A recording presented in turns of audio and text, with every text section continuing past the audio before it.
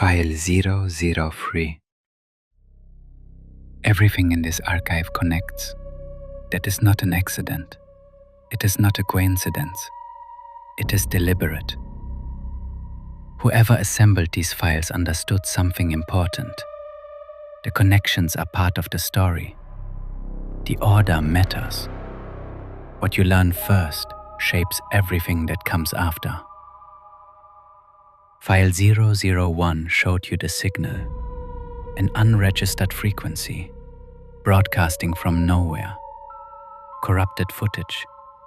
A figure at 1 minute and 17 seconds, standing, not moving, watching. File 002 showed you the organization, D.A.R.K, the Division of Anomalous Research and Knowledge. The transfer of 14 patients in the middle of the night. Death certificates filed before the patients were even moved. A classified project. A doctor's confession. A demolished facility. 3 words written in a dead man's notebook. They are broadcasting. File 003 does not begin where File 002 ended. It begins before all of it. Before the transfer. Before the facility. Before the project had a name. It begins on the floor. The quiet floor. The night nurse, first recording. What follows is a recovered audio recording. Source, Hargrove Memorial Hospital, Extended Care Unit, 7th floor. The recording is undated. Analysts have placed it approximately 18 months before the October 1989 transfer. The speaker has not been formally identified. She was a night shift nurse, assigned permanently to the Extended Care Unit. We call her the night nurse, not because she does not deserve a name, but because her name was among those expunged under Protocol 0. Her employment records, her personnel file, her shift logs, all of it gone, all of it wiped. Her name was taken along with everything else. What she left behind was this. Quote, I do not know why I am recording this. I am not supposed to bring personal devices onto the floor, but I have been up here for 11 months. And I need to say it to something, even if it is just a machine, even if no one ever hears it. There are 14 patients on this floor. Extended care, they call it. The administrators say extended care. If you ask anyone above the 7th floor what happens up here, they say extended care, with the flatness of people who have been told to say exactly that, and have been saying it long enough that the words mean nothing anymore. I work up here, and I can tell you that what happens on this floor is not what that phrase implies. They do not wake up. Not any of them. Not once in 11 months have I seen one of the 14 open their eyes. Not once have I heard one of them speak. Not once have I observed any voluntary movement. Their vitals are stable.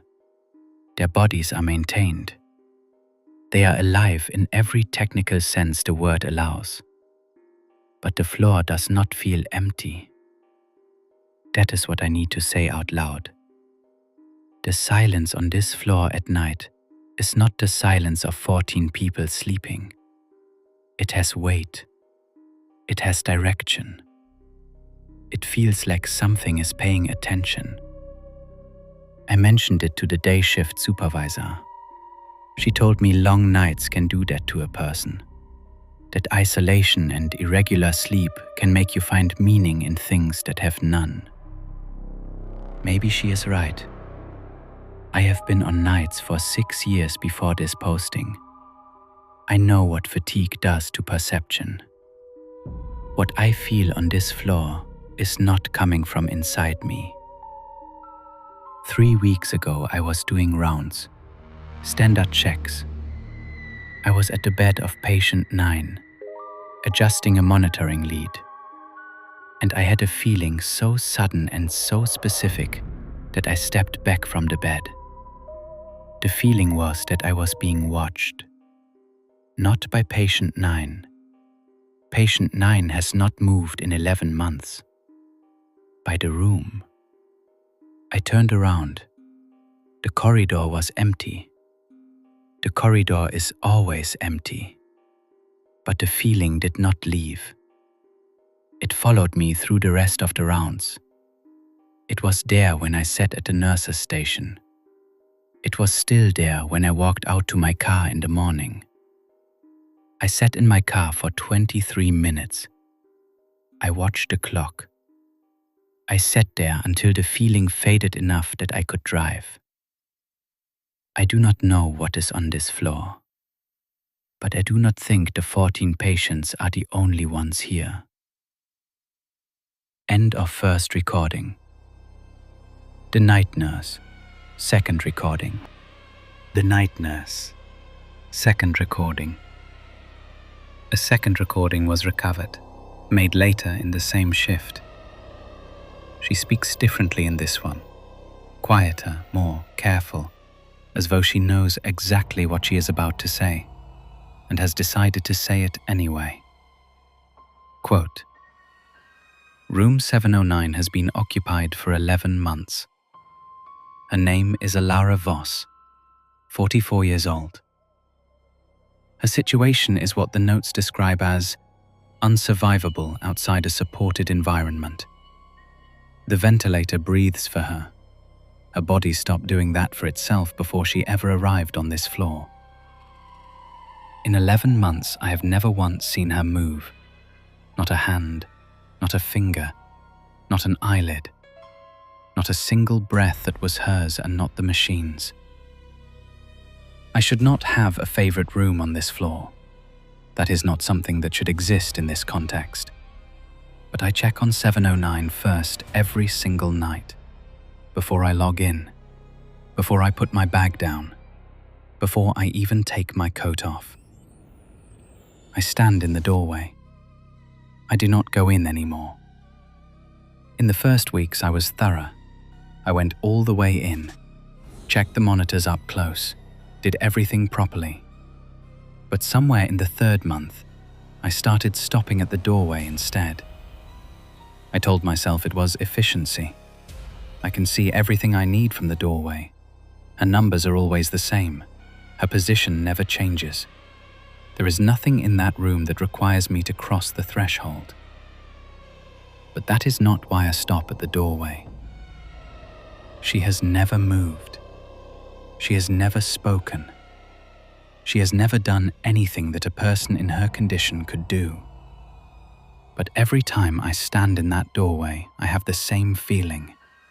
Immediate, specific, impossible to argue myself out of. She knows I am there.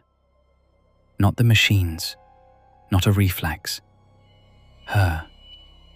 Elara Voss, 44 years old. Wherever she is inside all that stillness, she knows I am standing in her doorway. And she is waiting for me to come in. I have not been able to make myself do it for 8 months. I do not know what she wants to show me. I'm not sure I am ready to find out. End of second recording. Remember that name. Elara Voss. Room 709. The quiet floor. You will hear that name again. The Meridian classification. The Meridian Health Authority. The body responsible for classifying and overseeing patients requiring specialized federal observation. They operated under the federal accord. They had oversight of certain hospital wards across the accord states, wards funded through classified budget lines, staffed by people under non-disclosure agreements that went far beyond standard medical confidentiality. The 7th floor of Hargrove Memorial Hospital, The quiet floor was one of those wards. The following is a recovered Meridian internal document. Reference number MHA-88-0017-V. Date March 4th, 1988. Classification Restricted. Authorization Director Voss. Subject SRS Classification Update. Hargrove Memorial, Ward 7. This document formally updates the classification of all 14 current occupants of Ward 7, from standard long-term observation status to signal receptive subject classification, designated SRS, effective immediately. SRS classification applies to individuals who meet 3 criteria. Criterion 1. Documented history of hearing structured frequency content with no identifiable external source. Criterion 2. Neurological profile consistent with heightened electromagnetic sensitivity under Meridian Protocol 14C. Criterion 3. No prior exposure to D.A.R.K operational materials or Project Hollow Signal content. All 14 current Ward 7 occupants have been assessed. All 14 meet all 3 criteria. Hospital staff were not informed of the assessment or its parameters.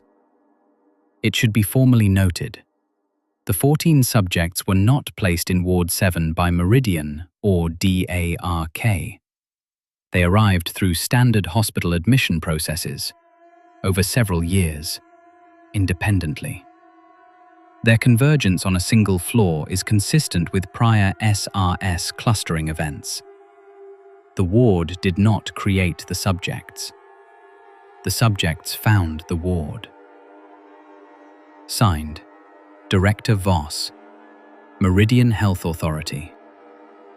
14 people, admitted separately, over several years, through entirely normal processes, all of them ending up on the same floor, all of them fitting the same precise classification, all of them reporting the same thing before they stopped responding to the word entirely.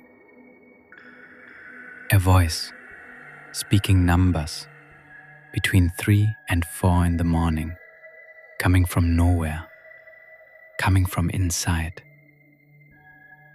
The flag and the connection. The night nurse reported her experiences to a supervisor. She was told it was the effect of long nights. She was not immediately reassigned. A handwritten note in the Meridian document explains why. Quote, "Night staff member on Ward 7 has begun reporting anomalies, consistent with early-stage SRS indicators. She has not been exposed to any D.A.R.K materials. She has not been exposed to the broadcast. She developed sensitivity through proximity alone. Do not reassign. Observe. Document. If indicators progress to stage 2, notify Director Voss directly." End of note. She was not selected. She was not a subject. She had never been exposed to a single piece of D.A.R.K material. 11 months on the quiet floor was enough. Whatever the 14 were receiving, it had begun to reach her too, through proximity alone. One final thing before part 2. The facility in file 002, Hargrove Memorial Hospital, the quiet floor, and the facility the night nurse describes. Hargrove Memorial Hospital, Ward 7, the Extended Care Unit. They are the same place, the same floor, the same 14 beds. The facility had another name before D.A.R.K designated it Research Facility 11. The Meridian Health Authority called it the Extended Care Unit. The night staff called it something quieter than that. They called it the quiet floor. 7th floor, 14 patients. None of them ever woke up. If you have been with this archive from the beginning, you already know what happened to those 14. You already know their names were erased long before they stopped breathing. You already know where they were taken and what they were used for. And you already know that what came back through the frequency after them is still out there, still watching, still getting closer every time someone looks. This has been Archive Log, File 003. Part 2 is already waiting. The data was accumulating at a rate the research team considered a significant achievement. The terminal phase event began in March 1971. During a scheduled session, all 7 subjects simultaneously entered a state of acute neurological crisis. Simultaneously, across 7 individuals, held in separate, soundproofed rooms, with no line of sight between them, no means of direct communication. The crisis was not triggered by any change in the broadcast. It originated internally, across all 7 nervous systems at precisely the same moment. The subjects did not lose consciousness. They became coordinated. Over the 72 hours that followed, all 7 subjects exhibited identical behavioral patterns, identical body positioning, identical responses to external stimuli, identical vocalizations, produced at identical moments, with identical cadence. As though 7 separate bodies were being operated by a single intelligence, with no need of proximity or communication to maintain coherence. On the 4th day, the vocalizations became language. All 7 subjects spoke at the same time, the same words, from 7 separate rooms. The recorded statement is classified at director level. It is not reproduced in this summary. Site Null was sealed on the 5th day. All research personnel evacuated. The facility formally decommissioned. The subjects remained inside. 7 people left in a sealed building. Not because removing them was logistically impossible, because whatever the 7 had become, whatever single intelligence was now expressing itself through 7 bodies simultaneously, was considered safer to seal inside the architecture than to attempt to move, or separate, or treat. They built a wall around the problem and called it decommissioned. Then they spent 12 years refining what they had done wrong before trying again. With 14 subjects instead of 7, at a facility selected with considerably greater care. They believed they had learned from Site Null. They had not learned the right lesson. Document 3, Phase 3 of the document that changes the shape of everything. Meridian Health Authority, Internal Communication, reference number MHA-89-0031-V. Date August 17th, 1989. Classification: eyes only. VOD authorization required.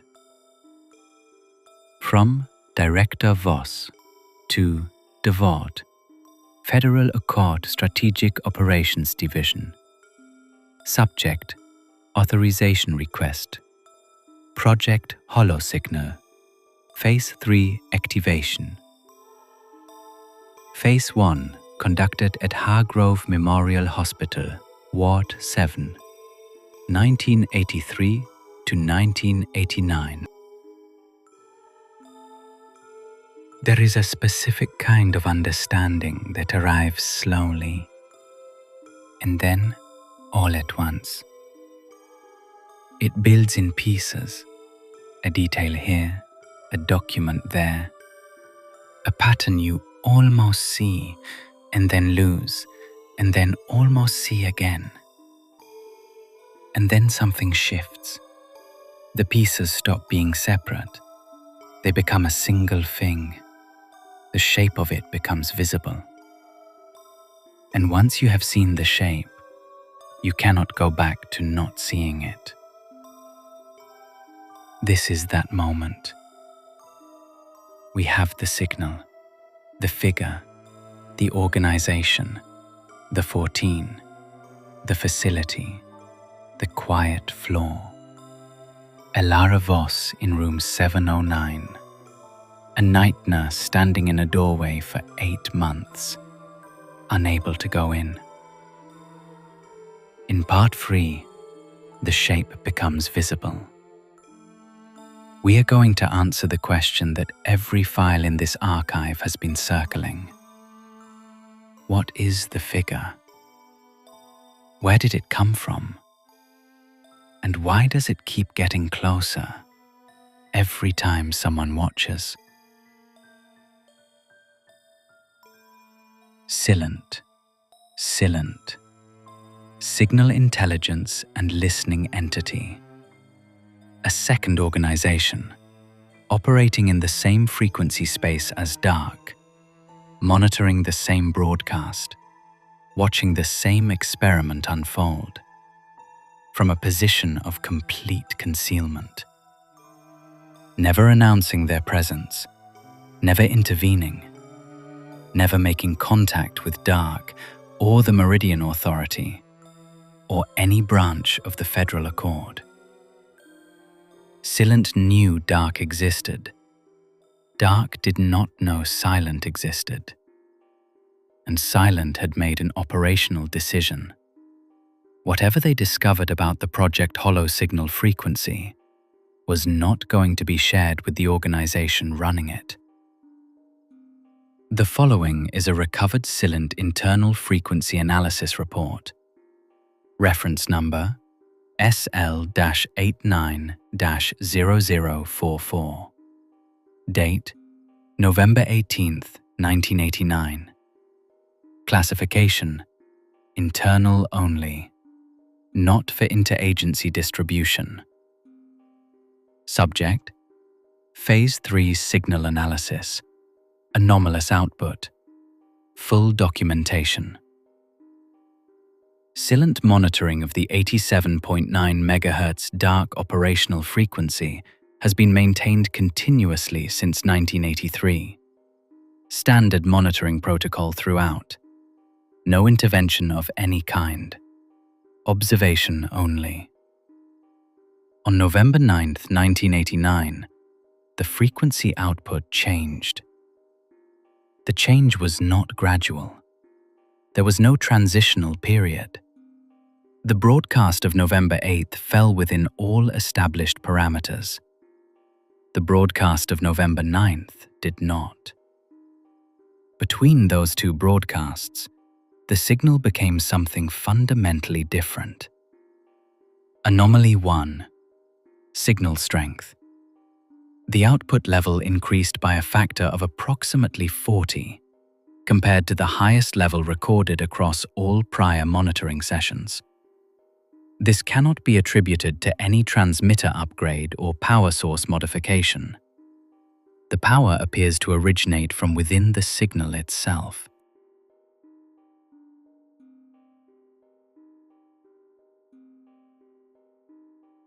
when phase 3 activated. When the altered signal was pushed through 14 simultaneously active human nervous systems. It did not simply broadcast outward as D.A.R.K intended. It emerged. What went into the 14 was a signal carrying a presence. What came out of the 14 was something that had passed through 14 human minds and been changed by the experience. Something that now carried the imprint of what it means to be human, to perceive, to be afraid, to watch, and to be watched. The figure seen in the D.A.R.K visual archive is not a person. It is not a ghost, not a hallucination, not an artifact of signal corruption. It is what the presence became after passing through the 14, the accumulated weight of everything they experienced in the months they were used as instruments. Compressed, shaped, given form by the act of being transmitted outward. It carries the imprint of 14 human minds. It has learned to present itself in a form human perception can register. It has learned to look like something that is watching. Because that is what it learned from the inside of people who were afraid. Why it gets closer. The final note.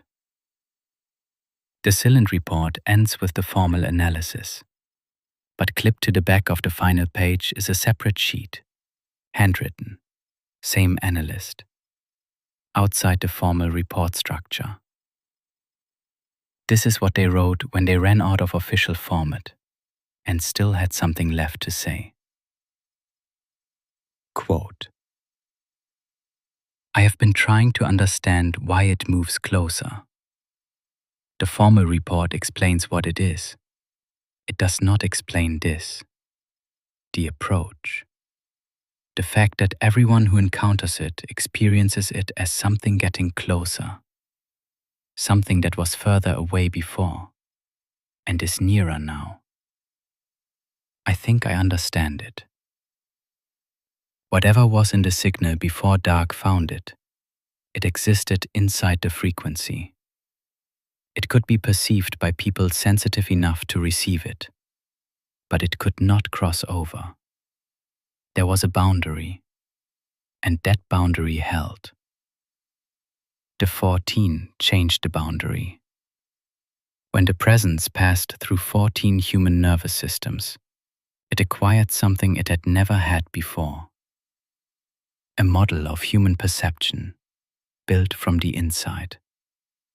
And from that model it learned something specific. Human attention has mass. Being observed by a human mind is not a passive experience. From the perspective of the thing being observed, observation creates contact.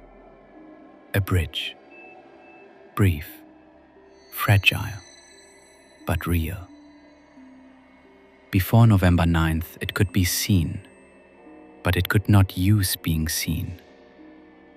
After passing through the 14, it understood that every act of human observation is an extension of that bridge. Every time a human being looks at it, they are reaching toward it, and it can use that reach. It takes one step across. It is not moving toward the camera. It is not moving toward the screen. It is moving toward whoever is watching. Each observation is a transit point. Each view reduces the distance. Each person who watches brings it one step closer. We made one critical error from the beginning. We assumed it needed the signal to exist. It does not need the signal. It needed the audience. Closing. File 003 ends here. But the archive is not finished.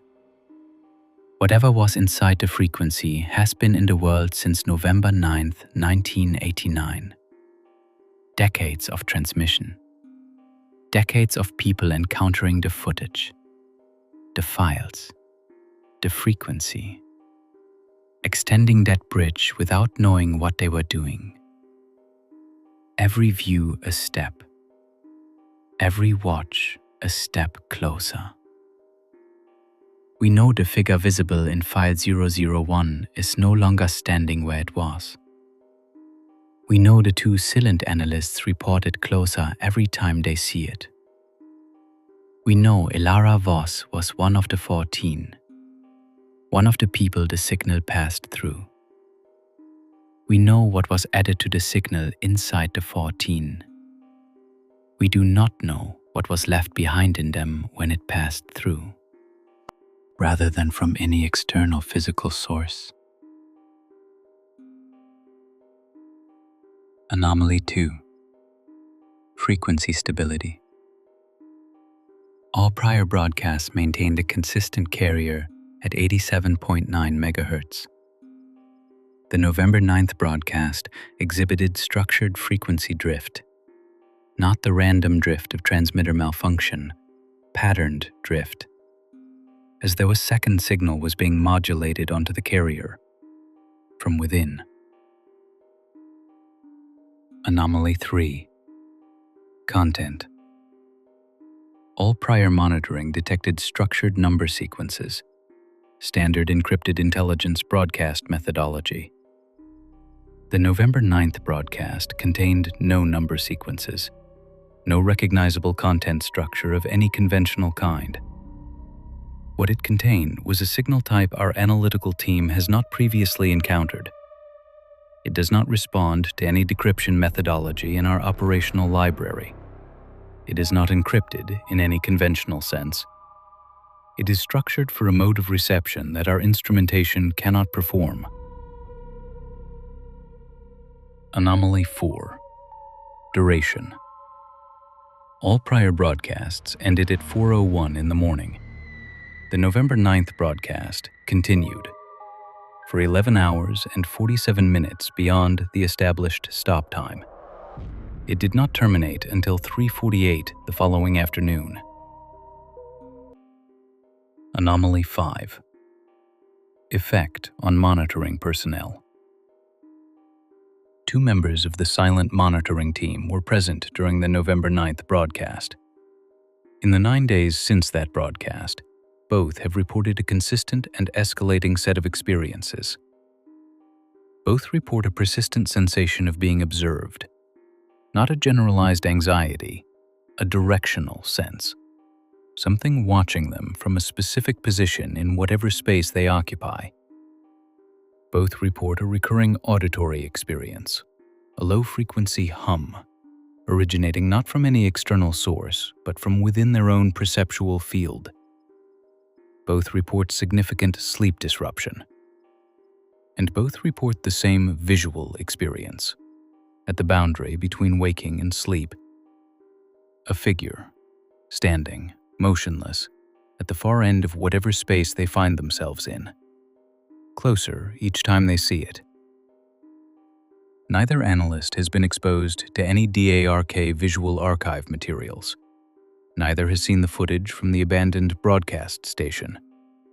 Neither has had any contact with Hargrove Memorial or Research Facility 11. They should have no basis for seeing what they are seeing, but both of them are seeing it, and both report it is closer than it was yesterday.